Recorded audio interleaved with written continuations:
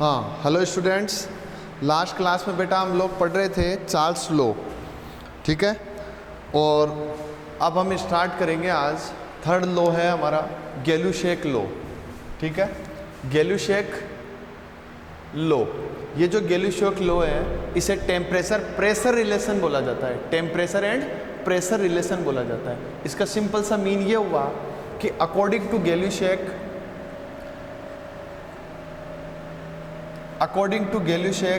pressure of the gas, according to Gay-Lussac, pressure of the gas is directly proportional to absolute temperature। ठीक बात है। But ये जो condition लगेगी ये कहाँ लगेगी? At constant volume. कहाँ लगेगी बेटा? At constant volume. तो हम ये बोल सकते हैं at constant volume pressure of a fix amount of gas, pressure of a fix amount of gas is directly proportional to absolute temperature. और जब एब्सोल्यूट टेम्परेचर की बात कर रहे हो तो हम इसको अकॉर्डिंग टू चार्ल्स लॉ देख सकते हैं ना। जैसी जैसी कंडीशन आपने चार्ल्स लॉ में फॉलो करी वो सारी यहाँ फॉलो होगी। इसका मीन क्या हो गया? मैं इसको ऐसे लिख दूँ P इक्वल टू के टी, बोलो लिख सकता हूँ। मतलब P अपॉन में T इक्वल टू क्या लिख सकता हूँ बेटा? कांस्टेंट लिख सकता हूँ। क्या? क्योंकि K को हमने क्या माना है? प्रोपोर्शनल कांस्टेंट माना है। और जब P अपॉन T आया तो हम ऐसे लिख सकते हैं क्या? P1 upon T1 equal to P2 upon में T2, बोलो लिखा जा सकता है। तो इसको इक्वेशन 1 बोल सकते हैं और इसको इक्वेशन 2 बोल सकते हैं। जब सिंपल नॉर्मल एक कंडीशन आए तो ये, और जब मोर देन वन कंडीशन आपके पास है या P1 upon T1 P2 upon में T2। अच्छा, आपने जब वहाँ चार्ल्स लॉ की बात करी थी तो चार्ल्स लॉ में आपने ऐसे लिखा था PT इक्वस टू, बोलो लिखा था PT equals to P naught, bracket में आपने लिखा था 1 प्लस T अपॉन में 273, ब्रैकेट क्लोज। तो वहाँ P की जगह वॉल्यूम ले रहे थे, यहाँ प्रेशर ले रहे हैं, वहाँ वॉल्यूम लेना था। बाकी कंडीशन बिल्कुल एज इट इज सेम थी, तो कोई ज़्यादा डिफरेंस नहीं है। जिस बच्चे को चार्ल्स लॉ पता है वो इजी वे में गैलुशेक लॉ लिख सकता है और उससे रिलेटेड क्वेश्चन को क्या कर सकता है? सोल्व आउट कर सकता है। तो देखिए यहाँ तक की क्लियर है। वहाँ V1 upon T1 V2 upon T2 था, यहाँ P1 T1 P2 T2 आ गया। और वहाँ जो एक्सप्लेनेशन था सेम वैसा ही एक्सप्लेनेशन यहाँ हो सकता है। तो PT equal to P naught 1 plus T upon में 273। और यहाँ मैंने बोला एब्सोल्यूट टेम्परेचर, इसका मीन आगे जाके आपको -273 लिखना है और -273 पे वॉल्यूम क्या हो जाता था? 0 हो जाता था। क्लियर है? चलिए, तो ये गैलुशेक लॉ। अच्छा, इसके अकॉर्डिंग अगर ग्राफ की बात करें तो देखो ग्राफिकल रिप्रेजेंटेशन कहाँ से आएगा? यहाँ से आएगा। क्या? क्योंकि इक्वेशन जो 1 है, इस इक्वेशन 1 को y इक्वल टू mx लिखा जा सकता है। और y इक्वल टू mx लिखेंगे तो जब P और T के बीच में आपको ग्राफ लेना है, किस किस के बनाना है? P versus temperature, pressure versus temperature. अगर आप ग्राफ लेते हैं P वर्सेस टेम्परेचर तो ग्राफ किस तरह का आएगा? ये 0, यहाँ प्रेशर आएगा, यहाँ क्या आएगा? टेम्परेचर। बोलो कर सकते हैं। ऐसे ही अगर मेरे पास मैंने यहाँ का कांस्टेंट वॉल्यूम लेना है तो वॉल्यूम अलग अलग ले लूँ, V1 V2 V3 different volume लूँ, तो डिफरेंट वॉल्यूम के अकॉर्डिंग क्या मेरे पास इस तरह का ग्राफ आएगा? क्या?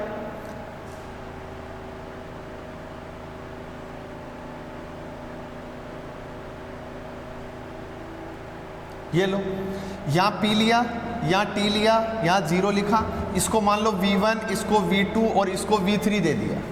पहले वाले को क्या दिया? V1, दूसरे को क्या दिया? V2 और तीसरे वाले को क्या दिया? V3। अब इनमें रिलेशन देखना है, V1 V2 V3, what is the relation in between the volume V1 V2 and V3? तो मैं क्या बोलूँगा? According to Boyle's law P is inversely proportional 1 upon V। Pressure increase then volume decrease, pressure increase then volume decrease. उसके according अगर मैं pressure increase कर रहा हूँ तो ये वॉल्यूम क्या होगा? डिग्रीज। इसका मीन ये होगा कि जो V1 है वो लेस अमाउंट में होगा कंपेरेटिवली किसके? V3 के। इसका मीन इस ग्राफ के अकॉर्डिंग V3 ग्रेटर देन है V2 एंड V1। ये आपका रिलेशन आएगा जो आपसे एग्जाम में पूछा जाता है। नोट करिए फटाफट से। क्लियर? चलिए, इसके बाद हम फोर्थ लॉ में चलते हैं। सिंपल सिंपल से लॉ हैं ये। इन सारे लॉ को मिला के आगे आपको आइडियल गैस इक्वेशन पढ़ना है। तो अब हमारा फोर्थ जो लॉ है, फोर्थ है Avogadro law.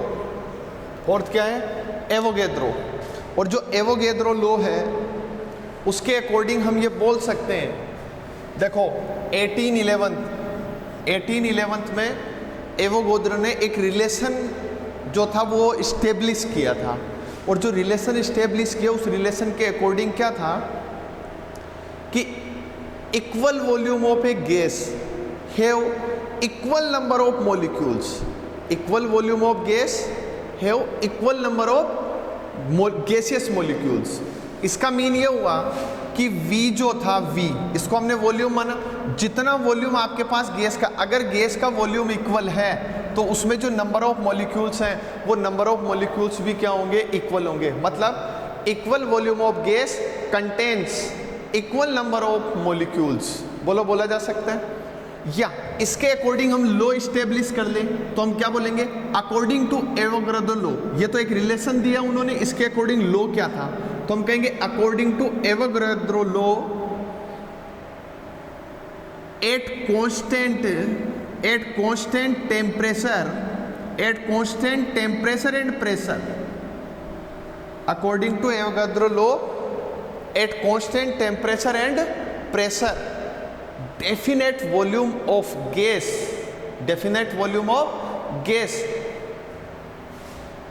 is directly proportional to number of molecules present in it। जितना वॉल्यूम है उसमें जितने मॉलिक्यूल्स हैं उन नंबर ऑफ मॉलिक्यूल्स के डायरेक्टली प्रोपोर्शनल होगा। मतलब B is directly proportional to N, where V is the volume of gas and N is the number of molecules present in definite volume। इसके according V equal to, इस proportional की जगह K लिख दूं क्या बेटा? तो V इक्वल टू KN हो गया क्या? देखो ये भी वही चार्ल्स लॉ की तरह है, वहाँ V N की जगह T था, यहाँ पर N आ गया। तो इसको इक्वेशन 1 बोल दें और इसके अकॉर्डिंग V अपॉन में N इक्वल टू क्या कर दें? K। या इसके अकॉर्डिंग V1 अपॉन में N1 equals to V2 upon में N2 कर दें क्या? Volume in first condition, number of molecules in first condition, volume in second condition, volume in और number of molecules in second condition. बोला जा सकता है। अच्छा, इसके बाद हम बात करते हैं नोट लगा के, क्योंकि एवोगैद्रो ने बोला कि इक्वल जो वॉल्यूम है उसमें नंबर ऑफ मॉलिक्यूल्स भी इक्वल होंगे। तो वो जो नंबर ऑफ मॉलिक्यूल्स हैं उन नंबर ऑफ मॉलिक्यूल्स को उन्होंने एक नंबर से रिप्रेजेंट किया, और वो जो नंबर रिप्रेजेंट किया वो क्या था? उसको उन्होंने नेम दिया एवोगैद्रो नंबर। क्या बोला बेटा उसको? Avogadro number.